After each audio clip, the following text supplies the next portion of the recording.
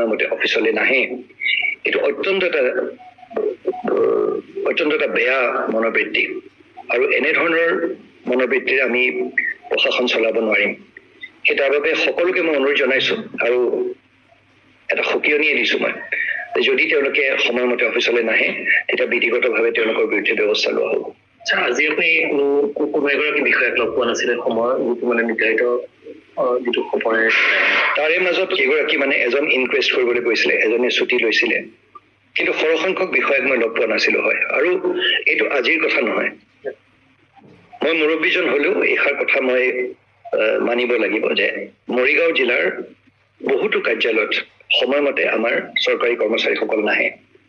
নিজৰ গোটেই কাম বনখিনি কৰি গোটেই মানে ঘৰৰ গোটেই হেৰি চম্ভালি পেলাই আহিব ইয়াত আহি পেলাই পাব্লিক কৰি থাকিব এইটো ডিচিপ্লিন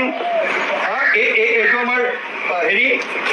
আটাইতকৈ মুৰব্বী অফিচ বুলি আমি কওঁ মই ইনক্লুডিং ACS অফিচাৰৰ কথা কৈছোঁ চব অকল আপোনালোক নহয় কোনো এটা অফিচাৰ তাত এজন অফিচাৰ নাই এমপ্লয়ী গোটেইখিনি নকওঁ মই কিছুমানক পাইছোঁ যোনে যোনে নোৱাৰে আজি 10টা বজাত যোনে ৰিপৰ্ট কৰিব নোৱাৰে মোক লিখি দিয়ক কাইলৈৰ পৰা মই অফিচাৰ আহি পেলাই মই নিজে চাম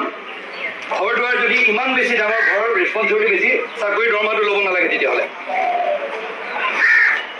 মোৰ লাষ্ট কথা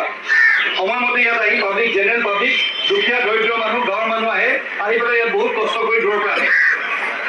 যোনে নোৱাৰে আজি মোক লিখি কৈ দিয়ক যে ছাৰ মোৰ ঘৰুৱা পৰিস্থিতিৰ বাবে সেইবাবে মই সময়মতে অফিচ কৰিব নোৱাৰোঁ এইটো অফিচাৰ ষ্টাফ চব কোনো এজন ACS অফিচাৰ নাই কোনো এজন 90% হেৰি নাই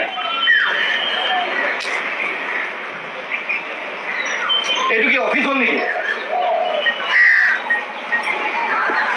যোন কেইজন মানুহ নাই আজি আধা দিনৰ মই চেলেৰি কাটিম আৰু গোটেই মই হেৰি নোট কৰি থ'ম এতিয়াই মই কৈছোঁ আৰু অহা কাইলৈৰ পৰা 10টা বজাত যদি এমপ্লয়ী আহি নাপায় মই তেওঁক ছাছপেণ্ড কৰি দিম